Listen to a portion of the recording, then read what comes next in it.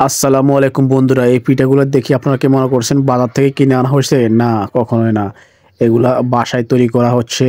পিঠাগুলো দেখুন, খুব সুন্দর পিঠা, খেতেও মজা সুস্বাদু। আপনাদের বাচ্চাদেরকে এইভাবে পিঠা বানিয়ে খাওয়াবেন বাড়িতে। বাজার থেকে কেমিক্যাল মুক্ত খাবার না কিনে এইভাবে বাজার থেকে কিনে খাওয়াবেন, আপনার বাচ্চা অসুস্থ থাকবে।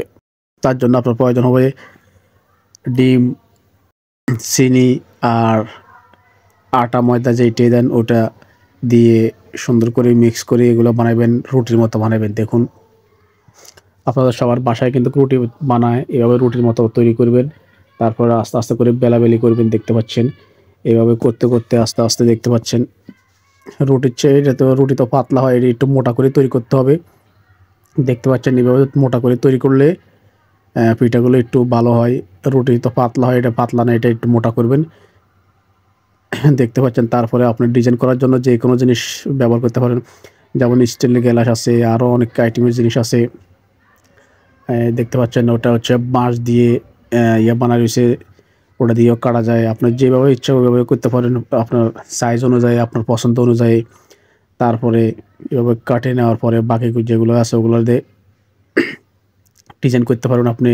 আপনার যেরকম ইচ্ছা আপনি ওরকম ডিজাইন করতে পারেন। দেখতে পাচ্ছেন এভাবে আপনার সব কিছু দেখতে পাচ্ছেন কীভাবে তৈরি করে।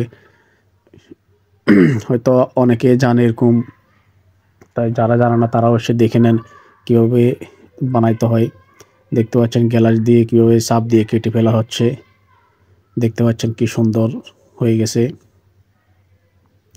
এভাবে করে আপনারা বানাতে থাকতে পারেন। দেখতে পাচ্ছেন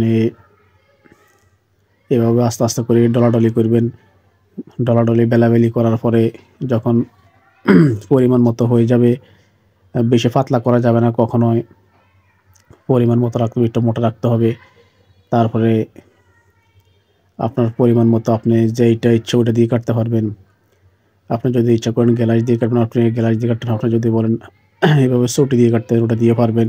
যেটা দিয়ে আপনার ভালো লাগে ওটা দিয়ে কাটতে পারবেন, সমস্যা নেই। কিন্তু আসলে এই পিঠাগুলো খাইতে খুবই মজা লাগে আমার কাছে। আপনাদের কাছে কেমন লাগে জানি না। আপনারা যারা একবার খাইবেন তারা বারবার খাইতে মন চাইব। তারপরে এগুলোর মধ্যে আবার ডিজাইন করতে হয় আপনাদেরকে। দেখতে পাচ্ছেন ডিজাইন করার পরে কি সুন্দর হয়েছে জিনিসগুলা। আসলে ডিজাইন করলে অনেক সুন্দর দেখা যাচ্ছে। দেখতে পাচ্ছেন ডিজাইন করার পরে এরকম হয়ে গেল। দেখতে পাচ্ছেন এগুলো হচ্ছে আরেক রকম পিঠা।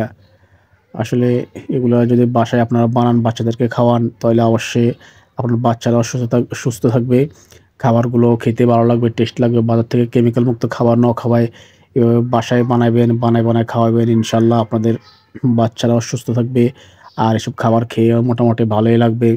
দেখতে পাচ্ছেন তারপরে শুরু হবে তেলো ভাজা। দেখতে পাচ্ছেন এই তেলো ভাজার পরে এগুলোকে আবার চিনির শিরার মধ্যে চুবানো হবে। এটা হচ্ছে চিনির শিরা। দেখতে পাচ্ছেন এই শিরার মধ্যে চুবানো হচ্ছে।